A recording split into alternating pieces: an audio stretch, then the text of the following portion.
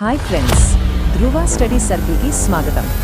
మొదటిసారి మన ఛానల్ని చూస్తున్న కాంపిటేటివ్ ఆస్పిరెంట్స్ తప్పకుండా మన ఛానల్ని సబ్స్క్రైబ్ చేసుకోండి.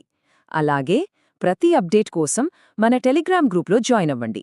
సరే, మనమిప్పుడు జాగ్రఫీకి సంబంధించి ఎన్సీఆర్టీ 6th క్లాస్లోని మొదటి topic the earth in the solar system అనే అంశాన్ని అర్థవంతంగా నేర్చుకోవడానికి ప్రయత్నిద్దాం.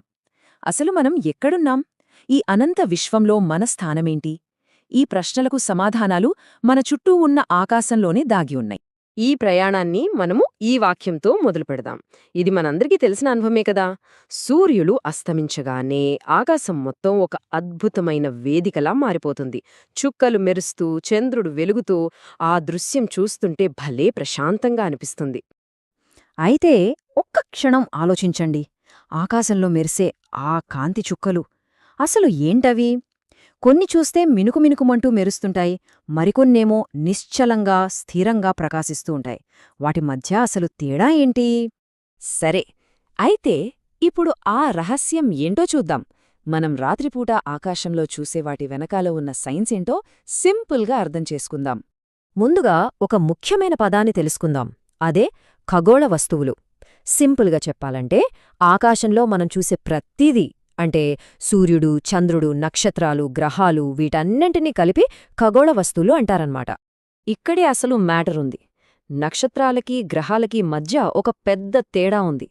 నక్షత్రాలు అంటే మన సూర్యుడి లాంటివి అన్నమాట. వాటికి సొంతంగా వేడి, వెలుతురుంటాయి. కాని గ్రహాలు అలా కాదు. అవి నక్షత్రాల కాంతిని అద్దంలా ప్రతిబింబించడం వల్లే మనకు ప్రకాశవంతంగా కనిపిస్తాయి. అందుకే గ్రీకులో వాటికి ప్లానిటిస్ అంటే సంచారులు అని పేరు పెట్టారు. ఆకాశంలో మనం చూసే కోట్లాది నక్షత్రాలు కూడా మన సూర్యుడిలాంటివే. మరి అవేంటి అంత చిన్న చుక్కల్లా కనిపిస్తాయి అని డౌట్ రావచ్చు. చాలా సింపుల్. అవి మనకు చాలా చాలా చాలా దూరంలో ఉన్నాయి. ఆకాశంలో ఎత్తున ఎగిరే విమానం మనకు చిన్న బొమ్మలా కనిపిస్తుంది కదా, ఇది కూడా అచ్చం అలాంటిదే. ఇది చాలామందికి వచ్చే డౌట్. రాత్రికి కనిపించే ఈ నక్షత్రాలు, చంద్రుడు పగలు ఎక్కడికి పోతారు? సమాధానం మన కళ్ల ముందే ఉంది, కాని మనం గమనించం. ఈ స్లైడ్లోని ప్రయోగం ఈ విషయాన్ని చాలా చక్కగా వివరిస్తుంది. చూడండి, ఒక చీకటి గదిలో చిల్లులు పెట్టిన కాగితాన్ని టార్చ్ లైట్కి అడ్డుపెడితే గోడమీద చిన్న నక్షత్రాల్లా కనిపిస్తాయి. కాని ఆ గదిలో పెద్ద లైట్ వేయగానే ఏమైంది? ఆ చుక్కలన్నీ మాయం. పగటిపూట కూడా జరిగేది ఇదే.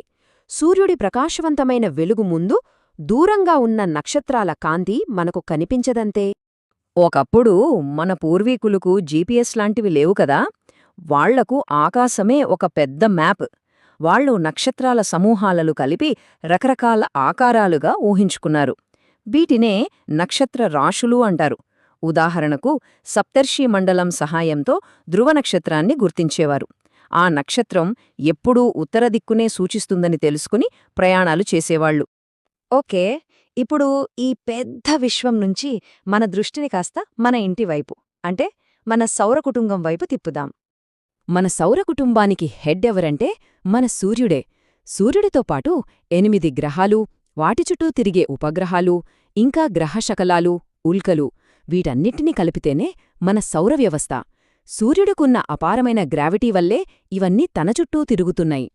మనకు అత్యంత దగ్గరగా ఉన్న నక్షత్రం సూర్యుడే అయినా భూమికి సూర్యుడికి మధ్య దూరం ఎంతో తెలుసా? 15 కోట్ల కిలోమీటర్లు. అబ్బా, ఆ నంబర్ వింటేనే ఆ దూరం ఎంత పెద్దదో అర్థమవుతుంది కదా. సూర్యుడ్నుంచి గ్రహాల ఆర్డర్ని గుర్తుపెట్టుకోవడానికి ఒక చిన్న ఫన్ ట్రిక్ ఉంది. ఈ ఇంగ్లీష్ వాక్యం చూడండి. My very efficient mother just served us nuts. దీనిలో ప్రతి పదం మొదటి అక్షరం ఒక గ్రహాన్ని సూచిస్తుంది. ఇది చాలా ఈజీ ట్రిక్. ఈ టేబుల్ చూస్తే మనకు చాలా ఆశ్చర్యంగా అనిపిస్తోంది. భూమి మీద ఒక సంవత్సరం అంటే 365 రోజులు. కాని బుధుడికి సూర్యుడి చుట్టూ తిరగడానికి కేవలం 88 రోజులే పడుతుంది. అదే నెప్చ్యూన్పై అయితే ఒక పుట్టినరోజు జరుపుకోవాలంటే మన లెక్క ప్రకారం 164 సంవత్సరాలు ఆగాలి. ఆలోచించండి. మన సోలార్ సిస్టంలో కొన్ని గ్రహాలకు అందమైన నగల్లాగా రింగ్సుంటాయి. అవే వలయాలు. బృహస్పతి, శని, యురేనస్ల చుట్టూ చిన్న చిన్న రాళ్లు, ధూళితో ఏర్పడిన ఈ వలయాలు టెలిస్కోప్లో చూస్తే చాలా అద్భుతంగా కనిపిస్తాయి. సౌర వ్యవస్థ అంతా తిరిగి ఇప్పుడు మనం మన ఇంటికొచ్చేశాం. విశ్వంలోనే అత్యంత ప్రత్యేకమైన ప్రదేశం మన భూమి గురించి మాట్లాడుకుందాం. అసలు భూమి ఎందుకంత స్పెషల్? ఎందుకంటే ఇక్కడ జీవం పుట్టడానికి కావాల్సిన అన్నీ ఉన్నాయి. ఉష్ణోగ్రత మరీ ఎక్కువ కాదు, మరీ తక్కువ కాదు. జీవానికి మూలాధారమైన నీరు, గాలి, ముఖ్యంగా మనం పీల్చుకునే ఆక్సిజన్ ఇవన్నీ ఇక్కడే ఉన్నాయి. ఈ పరిస్థితులు మన సౌర వ్యవస్థలో మరెక్కడా లేవు. అంతరిక్షం నుంచి మన గ్రహాన్ని చూసిన వ్యోమగాములు చెప్పే మొదటి మాట అది ఒక నీలిరంగు గోళంలా మెరిసిపోతూ కనిపించిందని. భూమిపై 2/3 మహాసముద్రాలే ఉండటం వల్ల దానికి ఆ అందమైన నీలిగ్రహం అనే పేరు వచ్చింది. ఇప్పుడు భూమికి ఒక బెస్ట్ ఫ్రెండ్ ఉంది, అదే చంద్రుడు. మన భూమికి ఉన్న ఒకే ఒక సహజ ఉపగ్రహం ఇదే.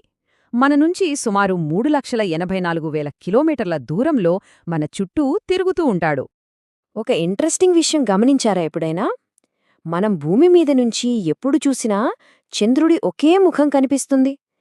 ఎందుకంటే చంద్రుడు తన చుట్టూ తాను తిరగడానికి పట్టే సమయం, భూమి చుట్టూ ఒక రౌండ్ వేయడానికి పట్టే సమయం రెండూ దాదాపుగా సమానం.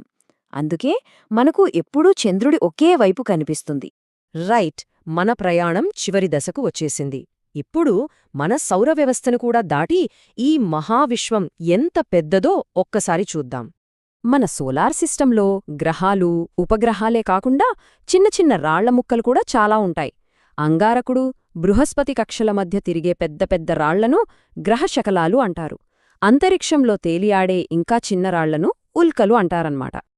మనం నివసించే ఈ సౌర వ్యవస్థ పాలపుంత లేదా ఆకాశగంగ అనే ఒక గ్యాలక్సీలో ఒక చిన్న భాగం. ఇది కొన్ని వందల బిలియన్ల నక్షత్రాల సమూహం. మంచి చీకటిగా ఉన్న రాత్రిపూట ఆకాశంలో తెల్లగా ఒక నదిలా కనిపిస్తుంది చూసారా? అదే ఈ పాలపుంత. మనం ఈ నక్షత్ర సముద్రంలో ఒక చిన్న చుక్క మాత్రమే. ఇప్పుడు ఆలోచించండి, మన పాలపుంతలాంటివి ఈ విశ్వంలో లక్షలాది గ్యాలక్సీలు ఉన్నాయి. ఒక్కో గ్యాలక్సీలో కోటాను కోట్ల నక్షత్రాలు. ఈ లెక్కన ఈ విశ్వం ఎంత పెద్దది? దీనికసలు అంతో అనేది ఉందా? ఈ ప్రశ్న మనల్ని ఆలోచింపచేస్తూ ఈ అనంతమైన సృష్టిలో మన ఉనికి ఎంత చిన్నదో గుర్తుచేస్తుంది.